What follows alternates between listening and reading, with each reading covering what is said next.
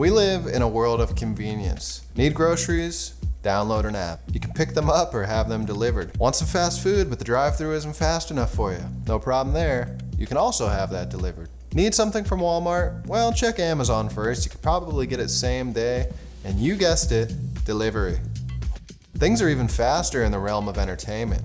Gone are the days of video stores, and game stores are standing on their last leg. GameStop, the biggest video game retailer in the world, announced today that it will close up to 200 stores by the end of the year. And as someone who supports buying physical copies, I must ask myself, in all sincerity, why? Believe me, I understand the many perks of digital downloads and streaming services. I use both of them to make my life a little more convenient. Streaming saves you money, gives you thousands of choices, and can be available anywhere. It's great for road trips, overnight stays in hotels, anything like that. Downloading games is also amazing, and I find myself doing it more and more, especially living on the West Coast, where I can get new releases at 9 p.m. before launch day and not have to wait to play my game. If those perks weren't enough, then think of the environmental advantage. Now, I'm no political pundit, but we can all agree that the world doesn't need any more plastic floating around in the ocean. So, the less plastic we need to produce, the better, right? But with all that said, and I could go on about the advantages, I will now attempt to convince you on why I think you should buy physical copies. I've heard many people argue this, and I'm not going to come at it from any of the angles that I've already heard, which includes supporting small businesses, curating a collection, or, actual ownership of a physical product versus a digital product linked to an internet connection. No, other people have already argued those points, and while I think they are valid and I agree all the way, for me to make my point, I must first tell you a story.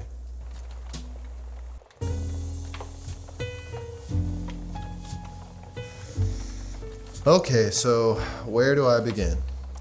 Let me just start by saying Resident Evil is one of my favorite franchises of all time. This goes back to being a kid who wasn't allowed to play mature games. It was actually funny, on Christmas Eve, my cousin got a PlayStation 2 and Grand Theft Auto 3, and our whole family was gathered together, and he showcased the game in front of everybody. And my parents were like horrified watching him go around, mow down civilians and pick up hookers, and I was pretty much banned from playing mature games after that.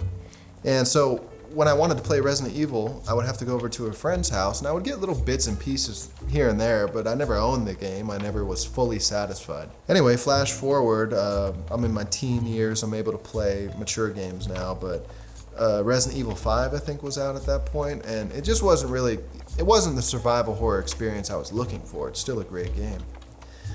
Well, years later, 2015 rolls around and it's January, and I'm scrolling through the PlayStation Store and I see Resident Evil 1 Remake is available for the PlayStation 4 now. Used to be a GameCube exclusive. And I played through it, I fell in love with the series all over again, got really obsessed with it, and started clamoring for a Resident Evil 2 remake like so many other people. Turns out Resident Evil 1 sold very well on the PlayStation Store. I think it was Capcom's highest selling digital title ever. It was but a few months later they announced that they would be remaking Resident Evil 2. So I was beyond excited for this. And it would be 4 more years until we would get it. And eventually, it was January 24th, 2019, the night before the game was going to come out. And I had a pre-order in at a Best Buy, and it was way across town. It was the only place I could get it. And what's cool about ordering at Best Buy is that, pre-orders at Best Buy, is that they often come with like steel books, and there was this really nice steel book I was going to get. And by this point, I had already kind of started to curate a little Resident Evil collection, and so I had to get a physical copy of this game. I absolutely had to. Well, one thing that was kind of funny is I was worried I wouldn't be able to fall asleep. I was really that excited to the point where my anticipation was going to keep me up at night. So what did I do? I went down to my corner store and I got a big old case of beer. I think it was like a 12-pack. And I started to drink. And I didn't plan on getting bombed, but I wanted to, put my mind at rest and be able to fall asleep at night. And it did work. However, it worked a little too well. And I really just wound up kind of blacking out, and I think I finished the entire case of beer. And didn't even remember to eat dinner. So it was an empty stomach, case of beer, blacked out. Next day rolls around, I wake up and I am not feeling too hot. And I don't even really know how bad I'm feeling until, I quickly shower and get ready. I know I gotta go get my game. But I go downstairs, get in the car. It's probably about 11 in the morning at this point, and I start my journey across town. And my truck at the time, it was really a piece of crap. I mean, I loved that thing, but it was a piece of crap. It had no suspension. You couldn't get on the freeway because you couldn't go over 45 miles an hour without just being in a terrifying situation. So I started my journey, and it's a bumpy journey with no suspension. Very quickly, I start to become extremely nauseous. And I realized, hey, I didn't eat the night before. I better get some food in me. And up ahead, I saw the golden arches of McDonald's. Perfect for this kind of thing. Of course, breakfast was over. That would have been even better. Get like a sausage McMuffin would have been so good. But instead, I opted for 2 McChickens, spicy McChickens. I live on the West Coast. And a medium fry and a Coke. And I wanted to eat inside because I didn't want to try to rush and drive, and I just wasn't feeling good. So I'm standing in this line for like 10 minutes. It's super busy in there. It's loud. There's kids, Finally get my food. I sit way over in the corner, and I'm kind of having a moment to myself where I'm eating, and I start to feel a little guilty. Like, man, I've been so excited for this, and I sort of have ruined this launch day for myself. I'm feeling sick, and anyway, I wound up eating one of the sandwiches, most of the fries, and the Coke was really helping. Coke always is great for hangovers, and not that kind of Coke, Coca-Cola.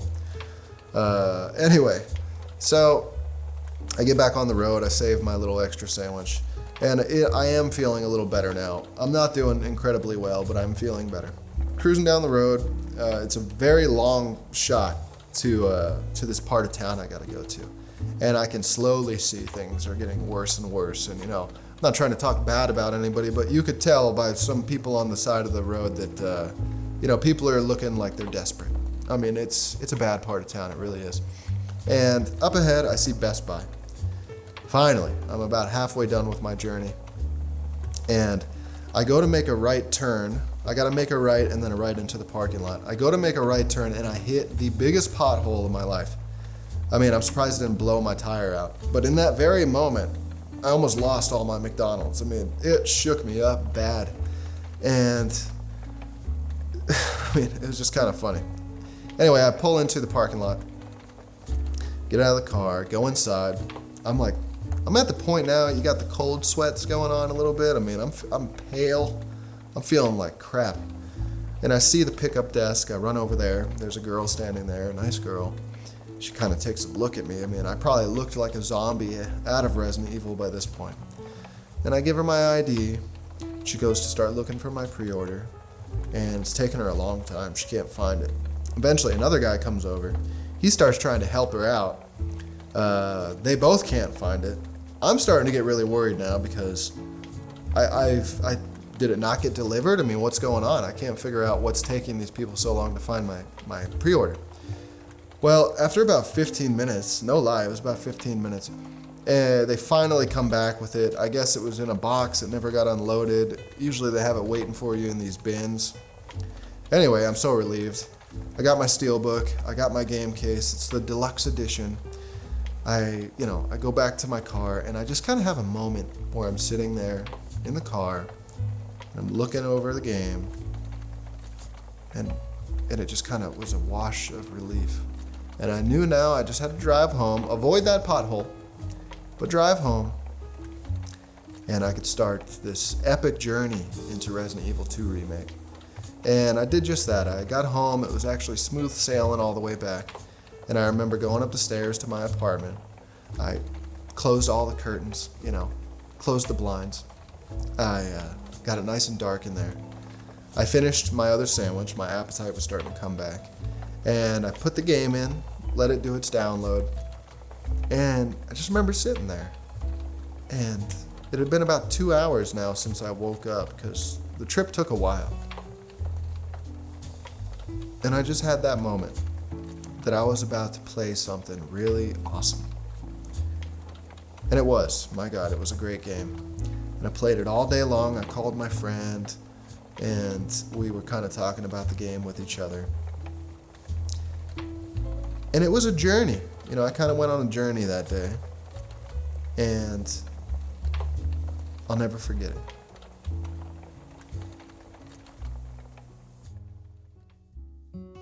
Now, why would I tell you all that? Well, because it's one of my most nostalgic memories. And not because it was fun at the time, but because it's funny now. And it's tied to one of my most cherished gaming experiences. Every single time I think about Resident Evil 2 Remake, or I look at that steelbook case, I think about that whole journey. Getting drunk the night before, having that breakfast at McDonald's, hitting that pothole, the fear that my pre-order was lost, just the whole brutal hangover in general. I'll never forget that day, and it's a memory that'll be with me for the rest of my life. And if I would have just hit a button on my controller and downloaded the game at 9 p.m. the night before, I would have lost all that. My experience with RE2 Remake would just be playing the game, and hey, there's nothing wrong with that, but it doesn't compare to what actually happened. I can always look back and remember the day that game came out. And I remember the weather, the smell in the air, everything is vivid because I turned that day into a little adventure. And that's just one example out of many, many, many memories, picking up games, the excitement of driving down to the game store or chatting with the cashier during the pickup, or midnight releases. Don't people miss those? They were so exciting. And as the world moves faster and faster and things get more convenient, I feel like we don't live as much as we used to. Don't forget that we are descendants of hunter-gatherers. We have a built-in reward system that enjoys going out and getting things. The memories stick with you when you do it. And the more you do it, the more memories you create. And I don't mean to sound dramatic, but that stuff matters. It's your life. And when you tie those kind of memories to entertainment, it makes the product actually better. Here, consider this for a second. Everyone that grew up with Blockbuster misses Blockbuster. Why is that? Do you remember every movie you ever rented at that place? No. But you do remember being there, seeing that one thing that you wanted, being with your parents or your friends or your girlfriend. You remember living your life. You think you're gonna remember scrolling around on Netflix, half asleep on the couch in 20 years? Maybe, but I doubt it. I think we're selling ourselves short when we make things too convenient. And I understand that not everyone is sentimental or can relate to what I'm saying, but if you can, and you sense that what I'm saying is probably right, then do something about it. Next time you're excited for something, make a bit of an event out of it. Go live. In a few years, you'll look back, you'll remember what you did, you'll be glad you did it. Anyway, I hope this hits home with some of you. And I would love to hear stories that people have in the comments about picking up something that they were really excited about, or a cool midnight release, or any adventures you may have had doing so. And my final message to people is to just take more time to be excited for the things that you love. Slow your life down a bit, and you'll see that it's not going by as fast as it seems.